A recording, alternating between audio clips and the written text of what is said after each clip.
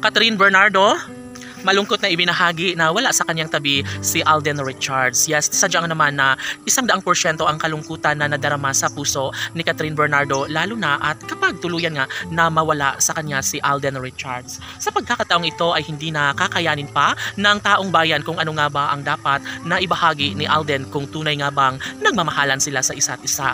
Of course, paniniwala ng mga netizens na sadyang si Catherine Bernardo ay talagang hihigpitan niya ang kanyang yakap at pagmamahal para kay Alden Richards, dahil alam naman natin na sadyang hindi kakayanin at sobrang malulungkot ang puso ng dalaga kapag tuluyan nga na mawala sa kanya ang gwapong aktor na si Alden Richards. Although maraming hindi naniniwala, no, karamihan sa mga hindi talaga supporter ni Cat Din Love Team, ngunit wala na umano silang pakialam doon, basta't naniniwala sila na darating ang isang pagkakataon na maisawalat at maikatutuhanan din ang isang pag-ibig na tunay para kay Alden Richards at Catherine Bernardo. Sobra-sobra ang pag-ibig nila sa isa't isa, kaya naman hindi matatanggap ni Catherine Bernardo kung sakali man na mawala sa kanyang tabi ang gwapong aktor na si Alden Richards. Dahil ang totoo, ito lamang ang pinakaminamahal ni Catherine Bernardo, walang iba kundi si Alden Richards lamang.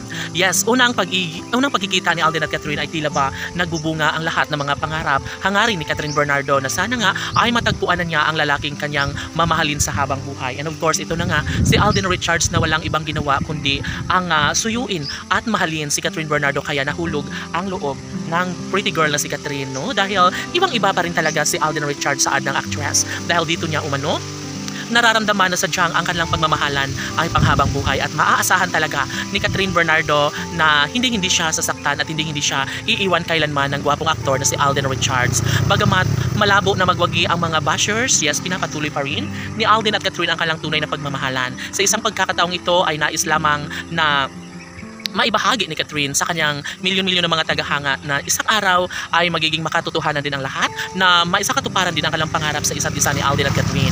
Yes, hindi kailanman magbabago ang kanilang pagtitinginan, dahil sa unang punto pa lang ay mangyayari talaga ang pinakapangarap ng taong bayan. Tanging si Alden Richards at Catherine Bernardo ang talagang ninanais, no, at sila ang tunay na nakatadhana na inaasahan ng taong bayan. Deserve nila na lumigaya, at sana nga sila na nga ang magsama sa habang panahon, dahil sa unang pagkakataon ay talagang maiisip na rin ang kalang milyon-milyon na mga tagahanga na sadyang magwawagi rin si Alden at Catherine sa kanilang tunay na pag-iibigan at pagmamahalan sa isa't isa.